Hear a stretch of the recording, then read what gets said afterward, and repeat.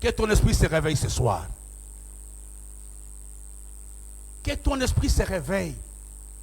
Quand ton esprit est mort, tu ne peux rien entreprendre. Quand tu es dans les soucis, les inquiétudes, tu ne peux même pas prier, tu ne peux même pas décider. À cause de tout ce qu'il a appris, il dit c'est assez. J'irai. Quand l'esprit se réveille, la première chose, il y a action.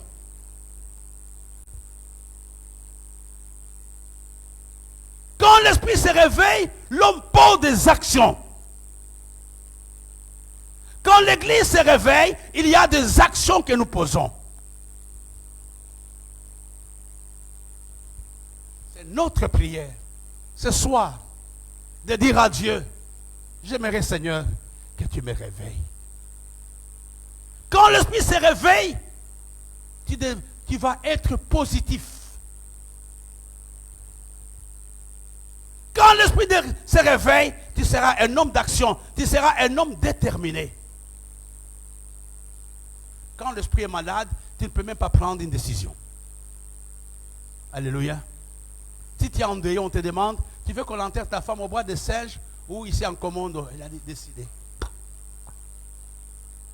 Tu veux que les enfants mettent quelle couleur? Mettez tous couleur. Parce que l'esprit est mort. Ne permettez pas qu'en cette fin d'année, que le diable nous détruise. Quand l'esprit n'est pas réveillé, même les relations avec les autres sont mauvaises.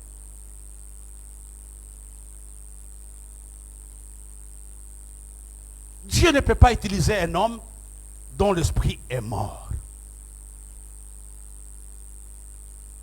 J'ai parlé il y a quelque temps avec une maman, on sentait que l'esprit était mort. On ne voyait ni tristesse ni joie parce que l'esprit s'était endormi. Ce soir, dis-moi, ce soir, Seigneur, réveille mon esprit en cette fin d'année. Quand ton esprit n'est pas réveillé, même aimer, tu ne seras pas aimé. Même prier va te dépasser. Même les offrandes vont te dépasser.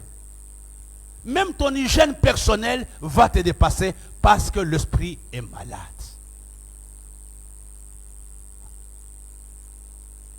Vous avez déjà vu quelqu'un de triste faire le yanga? Nyanga? Non. N'importe quel cabas, même s'il y a le... Comment on appelle encore?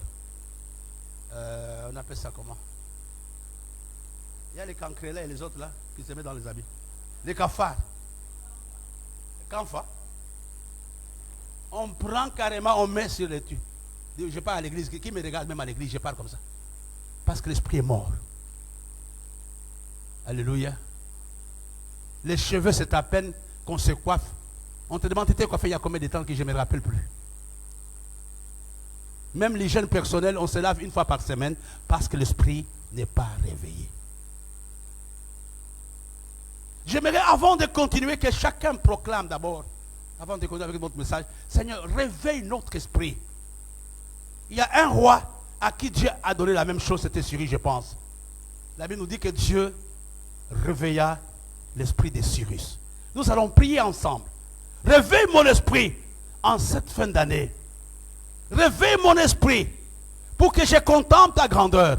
Réveille mon esprit pour que je sois actif. Sinon, ça sera une lettre morte. Sinon, ça sera de formalité. Sinon, ça sera la tradition sans que l'Esprit de Dieu soit là. J'aimerais, avant qu'on puisse continuer, que le révérend ait dit, prie pour que Dieu réveille l'esprit de l'Église et que Dieu réveille l'esprit de chacun de nous.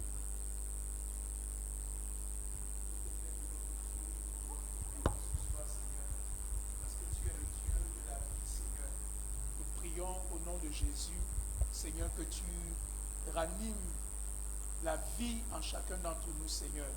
Nous prions notre Père et notre Dieu, que tu réveilles l'esprit de chacun de nous, que tu réveilles l'esprit de ton peuple, Seigneur, en cette fin d'année, notre Dieu.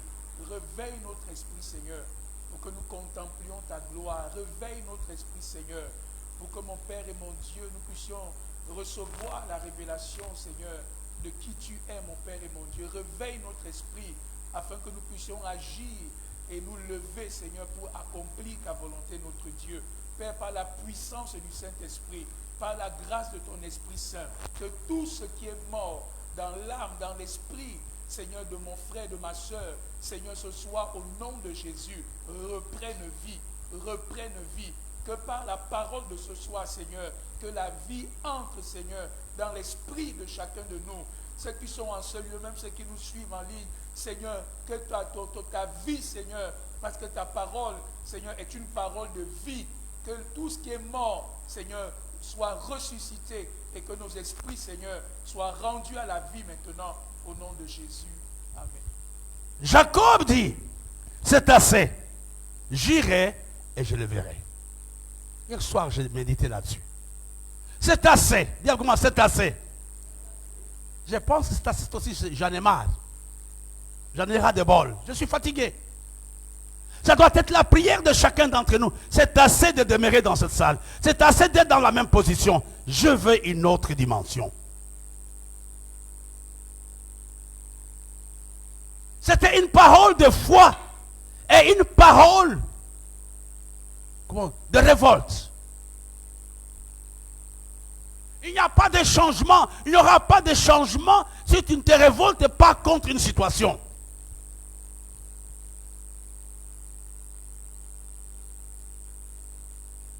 J'ai reçu un jeune homme, je crois il y a 1 ou 2 semaines, qui me disait, pasteur, je travaille de façon que ma vie soit différente de celle de ma famille. Je suis fatigué de vivre dans la pauvreté. Pour que les changements arrivent, il faut que l'esprit se réveille et surtout que tu te révoltes contre la situation présente dans laquelle tu te trouves. Tu n'as pas besoin de te fâcher. Mais dis que non, trop c'est trop. Ce n'est pas ça mon salaire. Ce n'est pas ça ton niveau.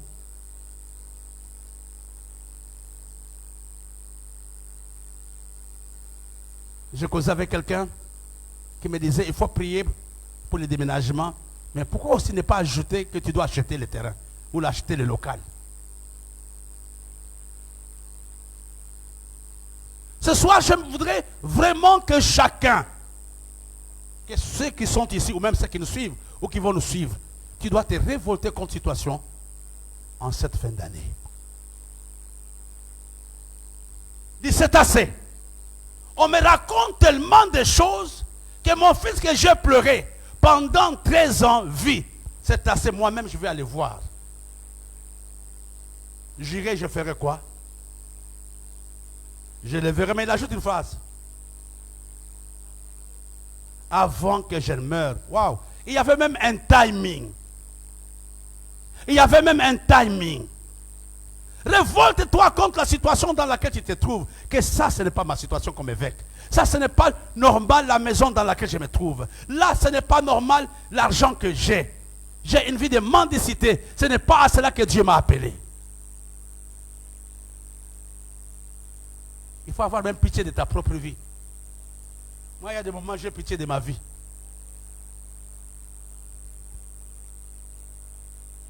Je le verrai avant que je ne meure.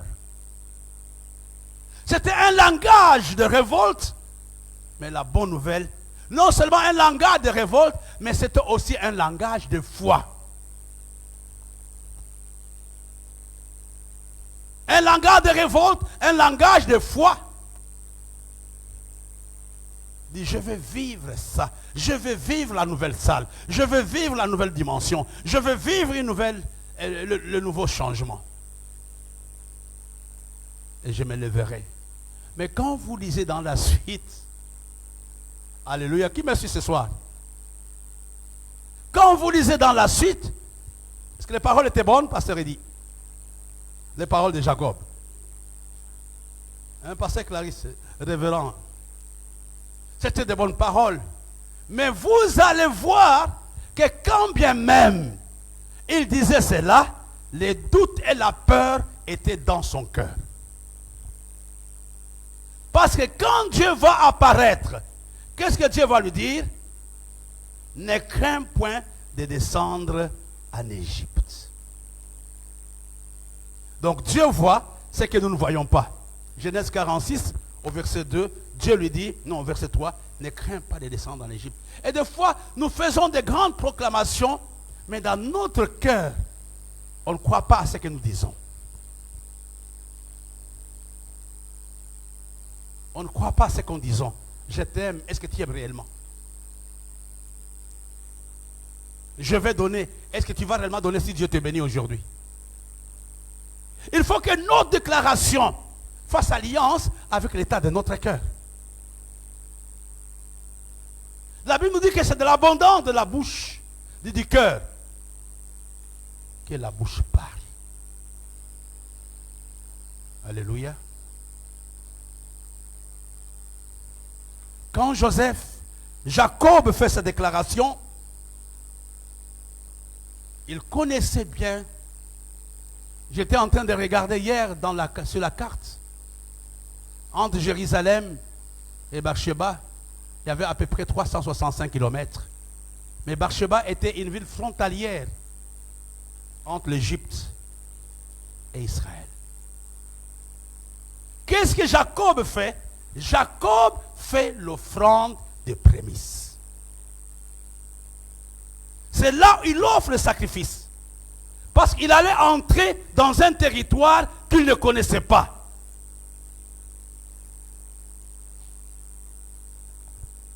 Malgré la déclaration, il a offert à Dieu ce que nous appelons l'offrande des prémices. Lors de nos dernières rencontres, j'avais donné les avantages de l'offrande des prémices. Pas les avantages. C'est une offrande qu'on fait quand on veut changer de dimension. Quand on veut entrer dans une nouvelle saison. Quand on veut entrer dans un nouveau territoire, il y a une offrande qu'on appelle l'offrande des prémices, qui est en même temps aussi le symbole de la déclaration prophétique de l'accomplissement de ce que Dieu m'a promis. Il fait l'offrande là-bas. Il ne reste pas beaucoup de minutes. Quand il fait l'offrande, c'est là où les choses vont être claires dans sa vie. Il a pris la décision. Il a confessé, mais rien ne s'était passé. Mais quand il fait son offrande, quand il bâtit son autel, Dieu lui apparaît. La puissance de prémisse. Dieu lui apparaît.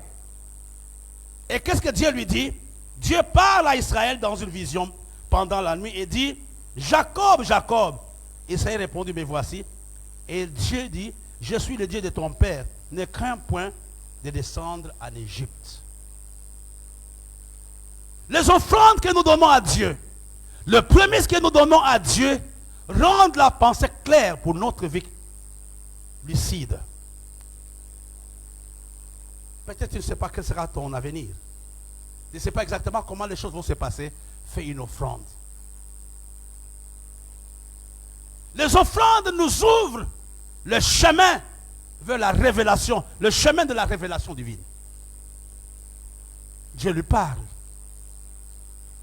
Il hésitait, il dit, écoute, j'ai agréé ton offrande, je suis Dieu, ne crains pas de descendre en Égypte. La prière que tu peux faire, Seigneur, par mon offrande, par mon autel, parle-moi clairement sur ce que je dois faire. Dieu parle à Jacob après l'offrande à Beersheba. La deuxième chose, quelle parole? Il dit, ne crains pas.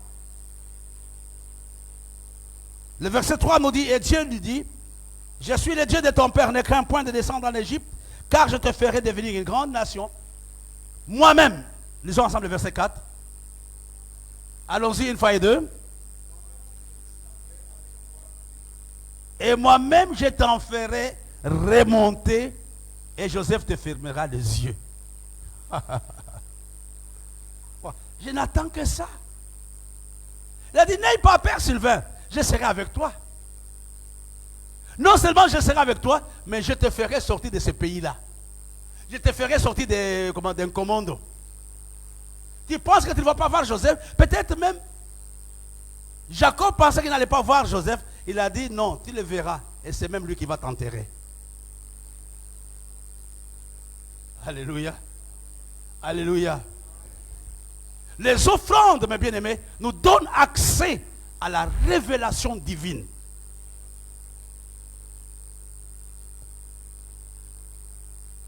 Et la deuxième chose, les offrandes nous donnent accès à la faveur de Dieu.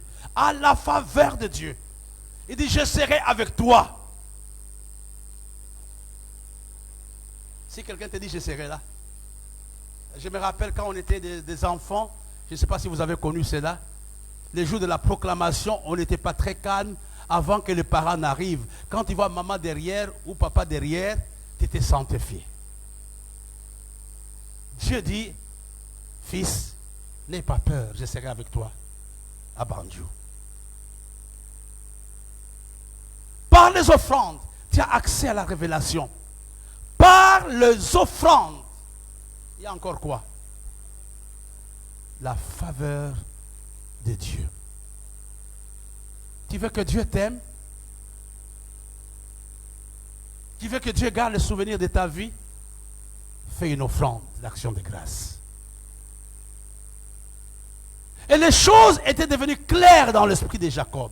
Il n'a plus hésité. Il a dit, c'est Dieu qui me l'a dit.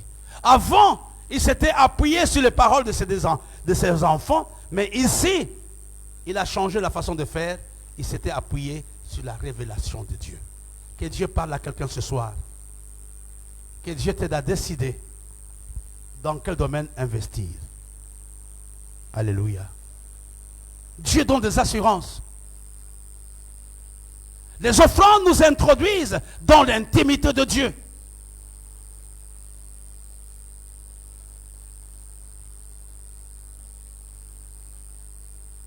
Il y a quelque chose aussi qui va arriver.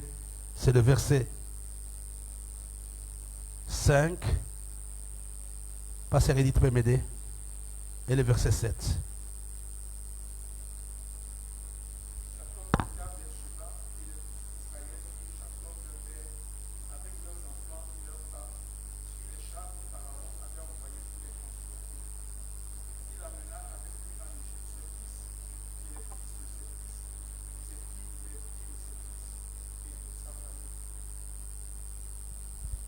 La deuxième chose ou la troisième, les offrandes ont la puissance de la réconciliation. Tu peux bâtir l'autel pour que tes enfants soient autour de toi, Marie-Thérèse. Il y a une réconciliation qui peut se faire seulement quand nous bâtissons l'autel. Toutes tes sœurs, Béatrice et les autres, en disant que tous ceux-là qui sont à Bandankop, non, ton village n'est pas Bandankop, Balop. Donc que tout cela, Seigneur, je fais mon offrande pour que ma belle famille, que je sois agréable à ma belle famille. Il y a une offrande qu'on fait comme ça. Il y a une offrande que tu peux faire pour la réconciliation avec ton mari, avec tes enfants. Cela est possible. Et c'était après l'offrande. Qu'est-ce que Dieu avait fait? Il avait renouvelé son alliance avec Jacob. Il lui avait dit ça dans le livre de Genèse chapitre 28. Il dit, je suis le Dieu, je te bénirai et je ferai de toi une grande nation. Dieu avait encore renouvelé son alliance avec Jacob. Par les offrandes, nous renouvelons notre alliance avec Dieu. C'est assez. J'irai, je le verrai. Que Dieu t'aide aujourd'hui à te révolter contre la prison dans laquelle tu te trouves. Et que l'objet de tes prières, que tu le voies cette année. Que tu voies la salle pour laquelle tu pries. Que tu voies le mariage pour lequel tu pries. Que tu voies le business pour lequel tu pries. Tu te leveras et tu iras. N'aie pas peur. Dieu est avec toi. Peu importe le problème par lequel tu passes, tu es sur le chemin de l'accomplissement de la volonté de Dieu. Nous allons baisser nos têtes et Pasteur Clarisse va prier en fonction de la parole.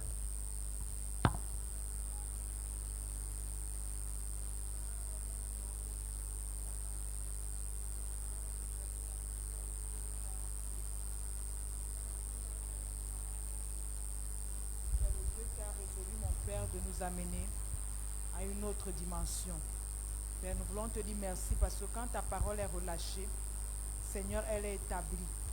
Nous voulons te prier ce soir, ô Dieu, afin que tu libères dans nos cœurs une saine colère par rapport à toutes les situations anormales dans lesquelles nous sommes. Seigneur, libère une sainte colère. Que nous soyons capables, mon Père et mon Roi, de nous lever et de dire « c'en est assez ». Libère cette sainte colère et ouvre nos yeux, Papa, pour que nous voyions toutes ces choses anormales dans lesquelles peut-être nous nous plaisons, dans lesquelles, Seigneur, nous nous sommes déjà conformés, mon Père, mais qui ne sont pas liés à notre destinée. Seigneur, tu ouvres nos yeux pendant ce temps. Non seulement sur toutes ces situations anormales, mais également sur tous les moyens de grâce que tu nous donnes pour pouvoir sortir. Seigneur, tu avais permis à Jacob, Seigneur, de te bâtir un autel. Seigneur, par révélation, parce que personne ne le lui avait demandé. Papa, ouvre nos yeux sur tous les moyens de grâce. Donne-nous la révélation, Seigneur, sur tous ces moyens de grâce, Seigneur, que tu es en train de nous enseigner pendant ce temps, afin que nous les appliquions, afin que nous les pratiquions, Seigneur, et que nos vies puissent accéder à cette nouvelle dimension. Te disons merci, ô Dieu, pour cette parole, que ton esprit continue à nous rendre ministère au moyen de cette parole, que ton esprit continue, Seigneur, à parler à nos cœurs au moyen de cette parole, dans le nom de Jésus. Amen. Avant de passer aux offrandes, chacun va se lever. Je vais encore demander au révérend Eddie de se lever. Prends ta main droite tout sur ton cœur. Tu vas prier, dis Seigneur, aide-moi à voir l'objet de mes prières. Exauce-moi. C'était un rêve pour Jacob. Il a dit, je le verrai, et Dieu lui a dit, tu le verras. Et c'est lui qui va t'enterrer. J'aimerais ce soir que tu dis, Seigneur, dans notre forum d'Exode, nous voulons voir l'objet de nos prières. Toutes les choses pour lesquelles je gênais en 2023, j'aimerais le voir, j'aimerais le toucher, j'aimerais le palper. Et nous dirons Amen à la prière du révérend Eddie. Prions.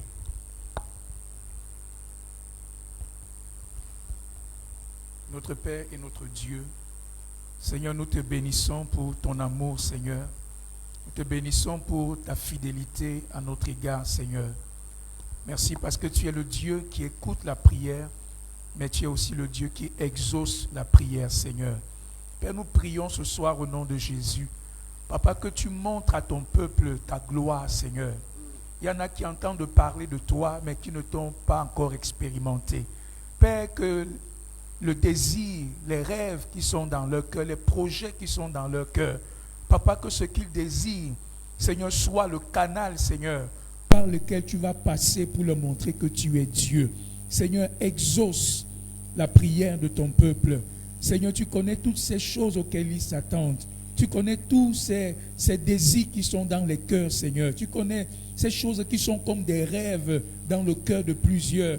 Il y en a qui se posent les questions, Seigneur, pour savoir s'ils le verront un jour, Seigneur. Mais nous voulons ce soir déclarer, Seigneur, par la parole prophétique que tu as annoncée, Seigneur, que cela sera manifesté dans le nom de Jésus. Et nous déclarons, Seigneur, que l'exaucement de leur prière, Papa, est manifeste au nom de Jésus. Nous déclarons, Seigneur, Papa, que ce qui semble être un rêve, Seigneur, est une réalité dans leur vie, dans le nom de Jésus. Père, nous déclarons qu'ils ne mourront pas sans toucher du doigt, sans posséder, Seigneur, sans goûter, ô Dieu, à l'accomplissement de tes promesses et à l'exaucement, Seigneur, de leur prière selon ta volonté, dans le nom de Jésus de Nazareth.